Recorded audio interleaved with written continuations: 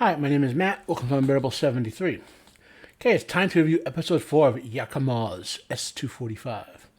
And again, note that I was spoiling the first 3 episodes, and I'll be doing the pattern where things I couldn't talk about because I didn't want to spoil the episode, like episode 3, I'll talk about in episode 4 before I talk about the episode 4 things I don't want to spoil and won't talk about episode 5. I think you guys can get what I mean. So where do we leave off? Due to a crew member who lost it, basically, there was a blowout in the weapons bay for the submarine when that hand grenade went off. The commander of the submarine sacrificed himself to save the rest of the crew.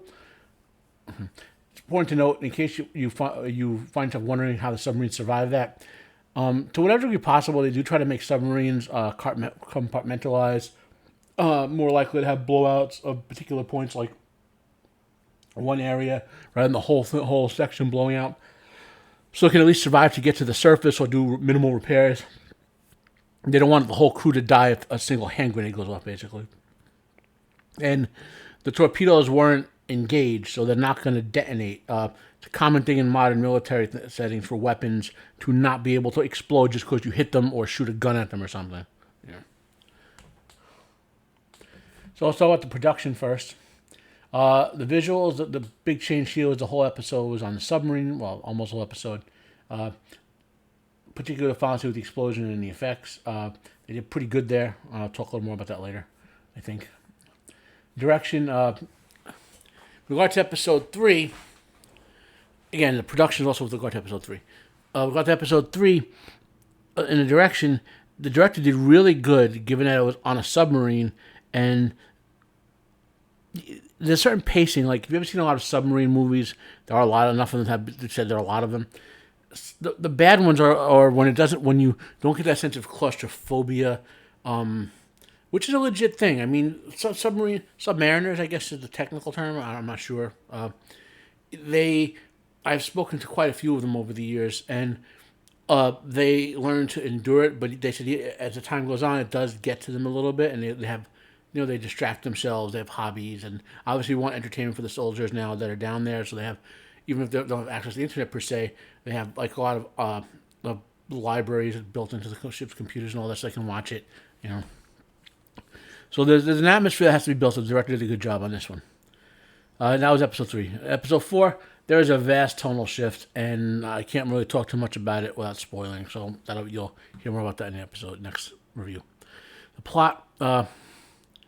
So episode 3, there was a lot of destructive antagonism in episode 2, right? When like you thought most of the subcrew wanted to like kill them, and almost all the scientists except for the lead scientist Armand were like rebelling against cooperating with the military, which that's what's kind of down on a little because it seemed like pointless antagonism. That some of them at least should have been able to rise above that, and so I say, wait, we're in this together. It sucks, but we gotta like kind of, anyway. Episode 3, they had to move past that. It was pure survival.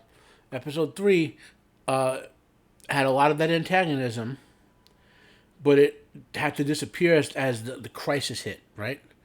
And episode 4 continues that trend. I'm not going to spoil it too much, but you would expect after all of them going through that there will be at least a period where they get together, where things would calm down a little bit, but not all would calm down. And it flows properly from 3 to 4 is what I'm getting at without spoiling, obviously. And Armand, as a character, continues to be written well and acted well, make the right decision constantly. Not in a Gary Stu type of way, but he's not inconsistent, and the character is written as if he understands what he has to do to help everyone get through the crisis. He's a leader character, so to speak. And if you know what I'm talking about, what I'm mentioning, it's the character written how he's showing proper respect to the ship's officers, obeying the orders he's given, encouraging his fellow scientists to comply, not stepping in when they get criticized by the captain or Commander Umat, saying try to protect them, and he's respecting the authority of the ship's command structure, and that's important in that situation. Even in the real world, when there's a legitimate authority there, and you're in a crisis, you may have problems with that person, but unless it's going to threaten your life or it's obvious, you need to like defer to the authority to everyone can get through the crisis. They deal with this crap later. So episode 4, touching a little bit of spoilery stuff. There's a growing recognition that they have to work together to deal with the situation with the sun. Okay, and technically there's a spoiler, but they are writing, but it's a minor one. They are writing with consistency that the effect that kills the people will also affect other organic materials, but they're being inconsistent in terms of showing that affected plant life, right? Meaning living plants. So there's something going on that, well, how are the plants still alive if the people aren't? So there's not a lot to mention because I'm obviously not spoiling stuff, and these are.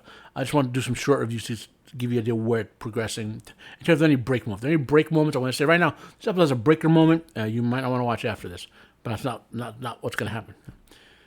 So final thoughts. Episode 4 has a slower pace than 2 and 3, but it's back to form, so it's as good as episode 1 and 2. I'm not sure what what vibe the show is giving now. Like I said, originally I got a sort of Last Ship type of vibe. Then I was getting like a survival horror type of vibe, and now I don't.